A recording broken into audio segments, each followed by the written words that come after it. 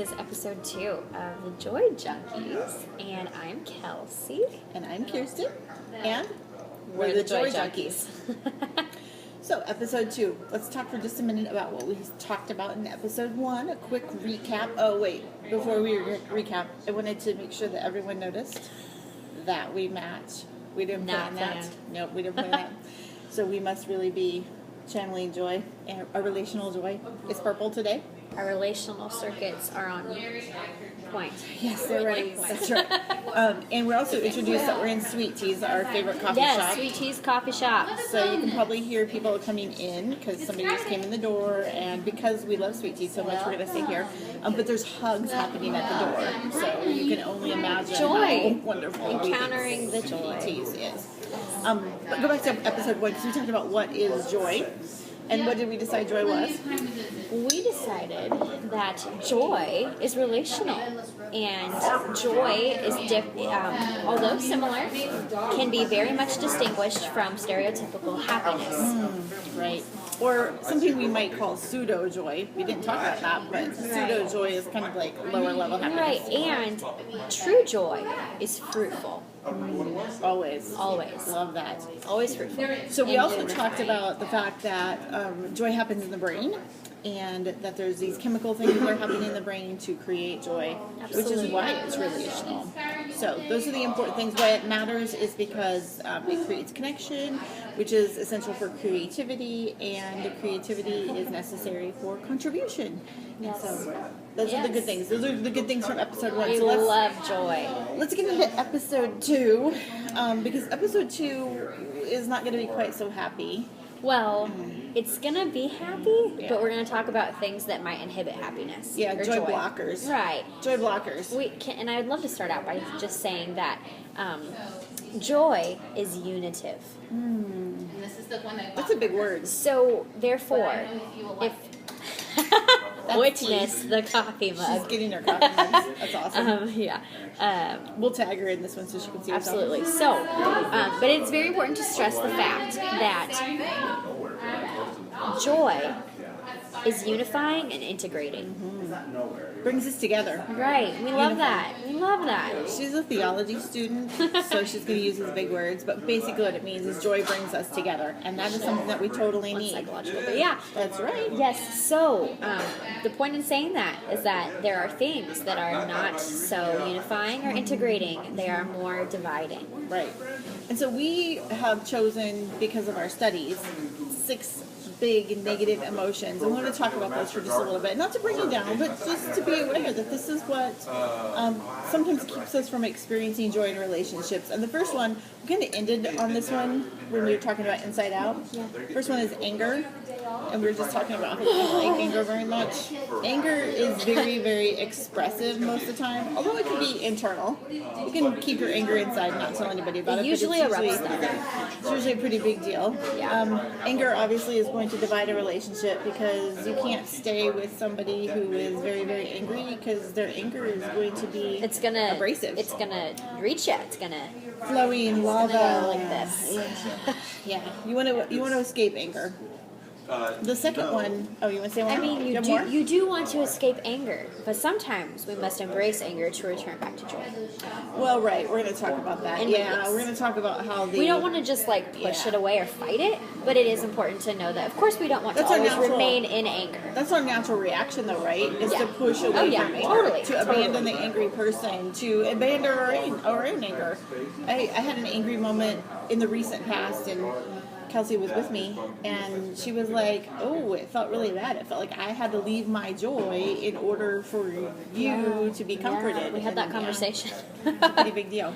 But, she was brave and strong and true and stayed true to her joy. And the truth is, don't let anybody ever steal your sparkle.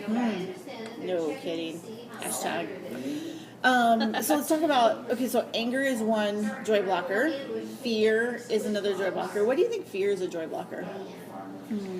Well, the first thing that comes to my mind when you ask me that is that there's no fear in love, and love is completely linked with joy. Okay. And so, just from that perspective, I see how fear could inhibit joy. Right. Because it's something that makes you run or hide from relationship. Right. And of course, joy is relational. Joy is relational, and if you're afraid, it means you're closing yourself off from something. Like maybe you're building a wall, Yeah. in order to protect yourself. Right. So fear is not going to allow you to connect and collaborate and be creative. It's going to keep you inside of yourself. It closes. Away from, closes you off. Rather than opening. Oh, I love it. Hand motions. Good job.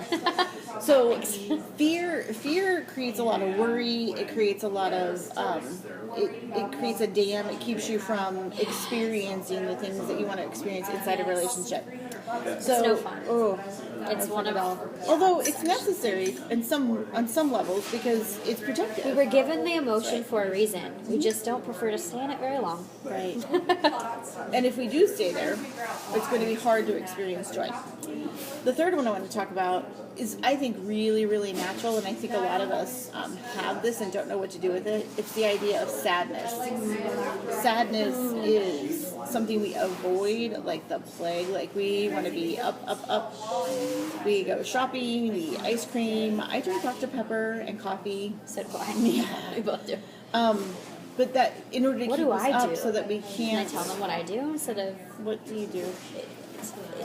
Instead of sadness? Yeah. Oh, okay. If I'm saying no to sadness, I'm usually saying yes to social media, or just about anything really.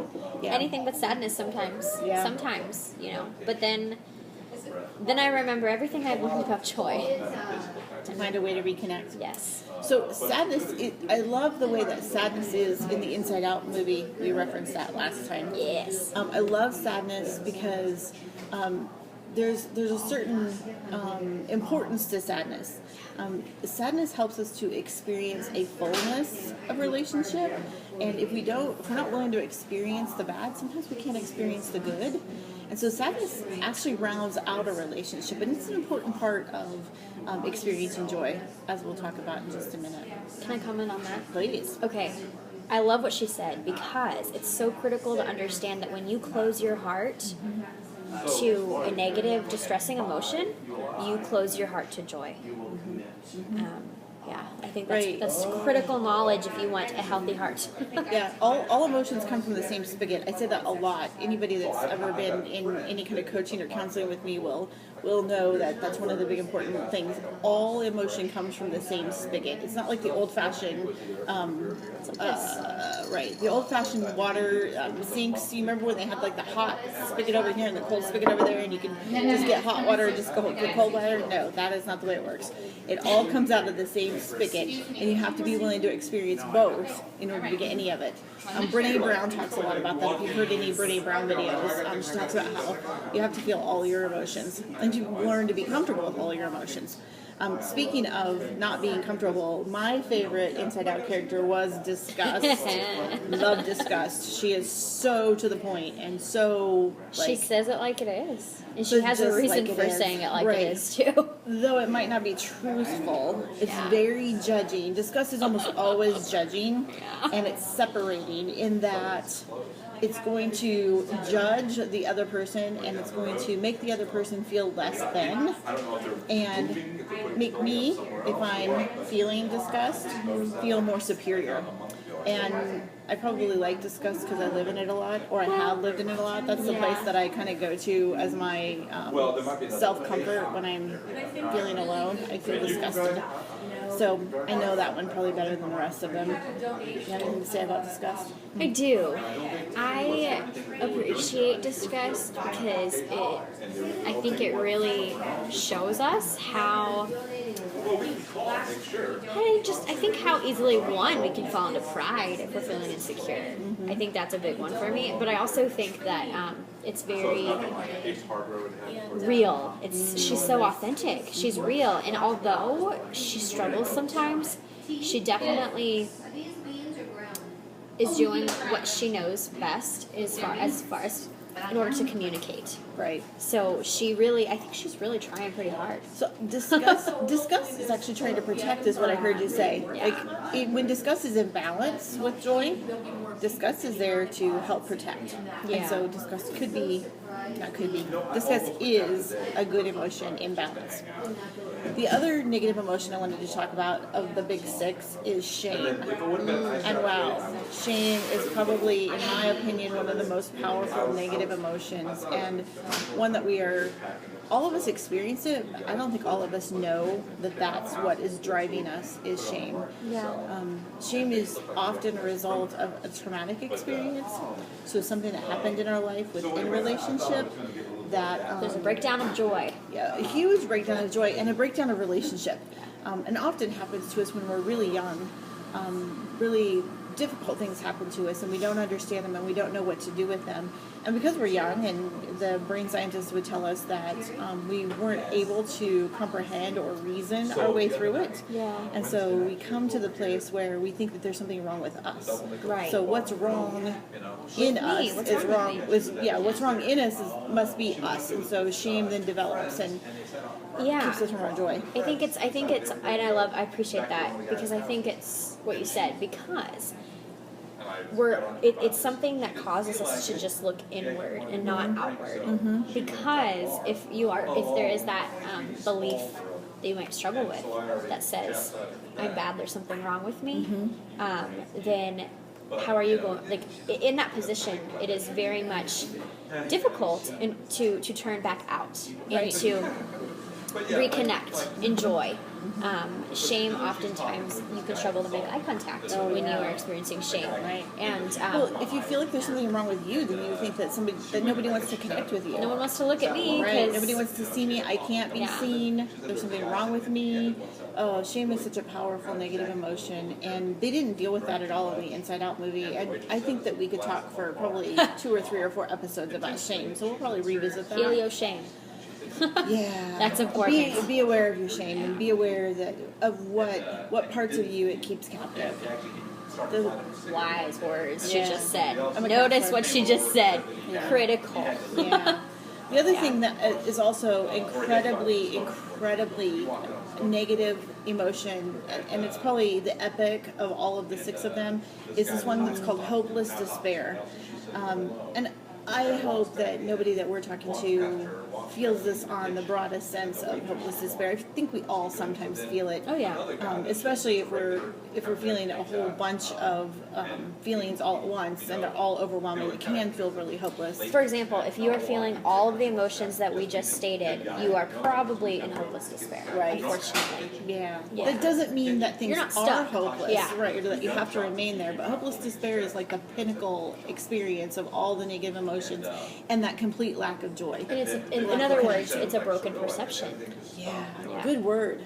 Broken perception, right? It's not very innocent. It's rather No, broken. it's really broken. I love that word. So again, hopeless despair, we could probably spend a whole episode on, and we don't want to be a downer at this point. We really want to just help you to understand what keeps us from joy, right? We need to return to joy. Yes. So one of the concepts that I love, and I think one of my fellow counselors or somebody in my life brought this idea of the ampersand sign. I hope we are flashing it up on the screen. So ampersand is kind of a crazy word unless you're an English major, you don't know what that is. But it's that little sign on your keyboard that's the and sign. The and. Okay. Yep. And so I think the Inside Out movie did a really good job of bringing together the negative emotions and how we return to joy.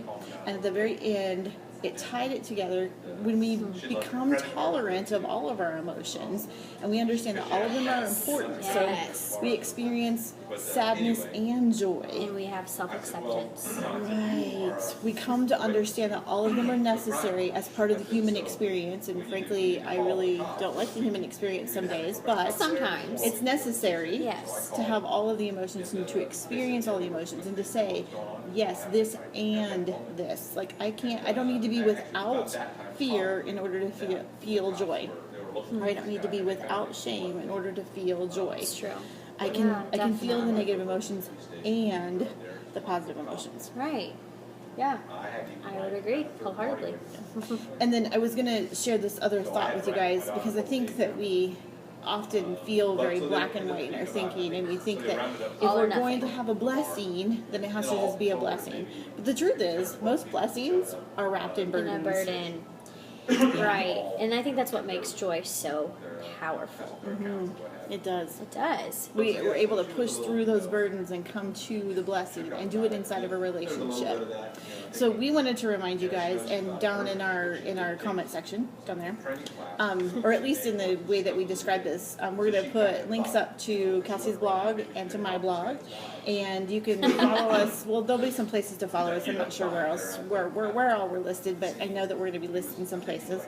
We want to remind you that we have the email address. It is the number 2, joyful, or no. Not joyful. Start Just again. joy. 2 JoyJunkies, because we're the JoyJunkies. 2 JoyJunkies@gmail.com. The number Yes. 2 JoyJunkies@gmail.com. 2 JoyJunkies@gmail.com. Because we are 2 JoyJunkies. And then we have the big question for the day. You want to share the big question? Yes, I would love to share the big question. It's a joyful question. What brings you joy? We want to know. What or who? Not necessarily what. Actually, it's a better way to put it is who brings you joy, because there are so many lovely humans on this earth, and I want to know all of them, actually. She does. I'm an introvert. I don't want to know everyone. But we want to know you. So make your comments in the comment section. Tell us who brings you joy. And maybe tell us why. Like, why is that person joyful for you? And thank you so much for watching episode 2. It's been lovely being here with you at Sweet Tea's Coffee Shop. That's right. In Love our Kansas. Sweet Teas.